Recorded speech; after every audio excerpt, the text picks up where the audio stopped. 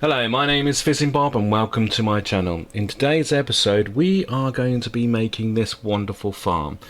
This ice farm will produce all the ice you will ever need. That's right, all the ice. All the ice for your drinking water, walkways, in your nethers, and also producing the infinite water sources, or a water source block.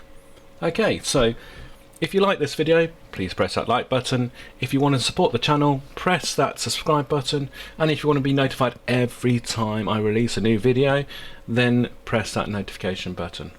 And comments is always welcome. Please comment, make a comment in the bottom and tell me how I'm doing. It's your feedback helps me and the channel. Right, okay, so let's crack on. Let's get the tutorial started.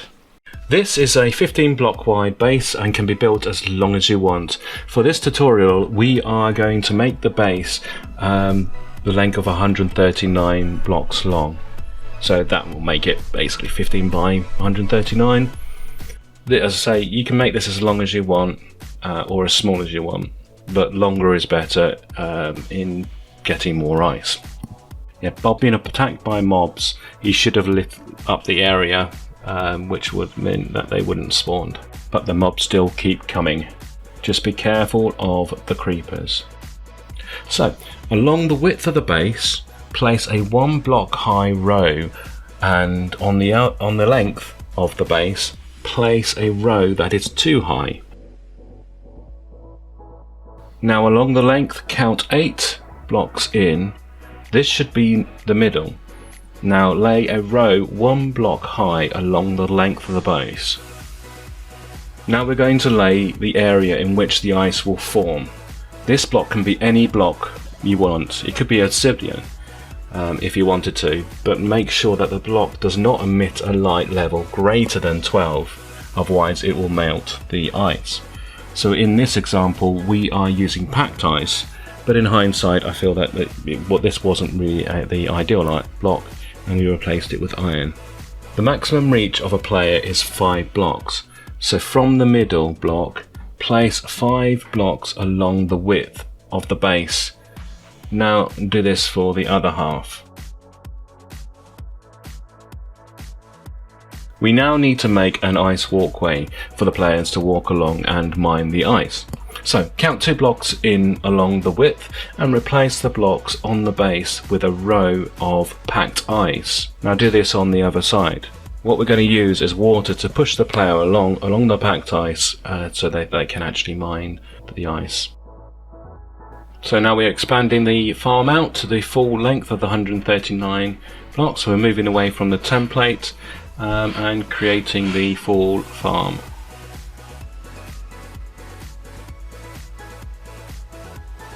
And it's night time again, and you still haven't lit up the area, Bob. What you like, eh?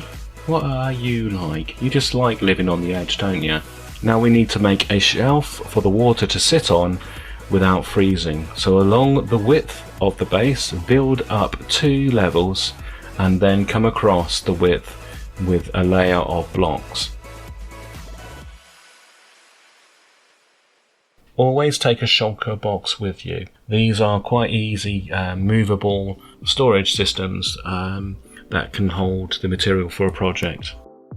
So that's the first phase complete. So now what we're going to do is have a good look at the farm so you get a feel for this first phase.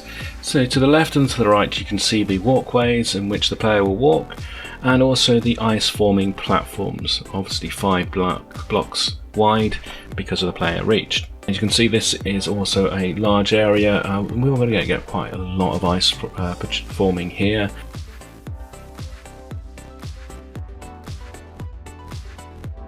So off Bob goes again. So what Bob's going to do is he's now going to lay... Oh, he's been attacked by the witch. Watch out, Bob. She's just thrown a potion at you. Oh, look behind you, Bob. There's a zombie. Oh, we did warn you, Bob. So now we need to stop the water running into the player walkway. This is done by placing signs on the second level along the length. Do this for both sides. Now we can waterlog the area. You can use water buckets, but we are going to use ice to show why it is important to make this farm. Place the ice along the space created along the width and the center line running the length of the farm. Now cover the ice up with a layer of blocks. This will stop the source water blocks from freezing. Now break each ice block with anything that does not contain silk touch on it. On breaking the ice, it will turn to water. So as you can see, now Bob's moving down, the ice is forming behind him, and as he breaks each of the ice blocks, that row becomes a water source. And obviously ice will only form in water sources. So to create the water pushing walkways, what we need to do is place down a signpost. Then the other side of that signpost, we need to place a water block source, and then count 5 to 7 blocks away from the source and place another signpost, and so on and so forth along the actual walkway.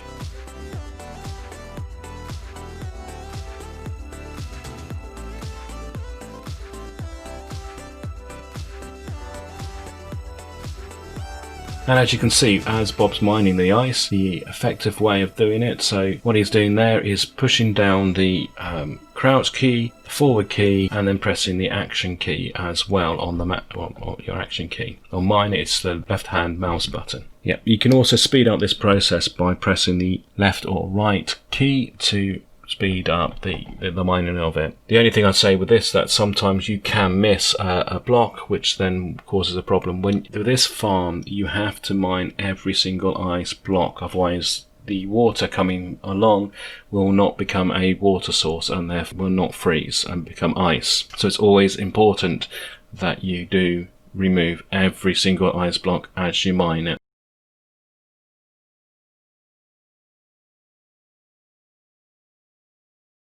Again, what Bob likes to do is make things look pretty, so he's now adding roofs onto the actual structures.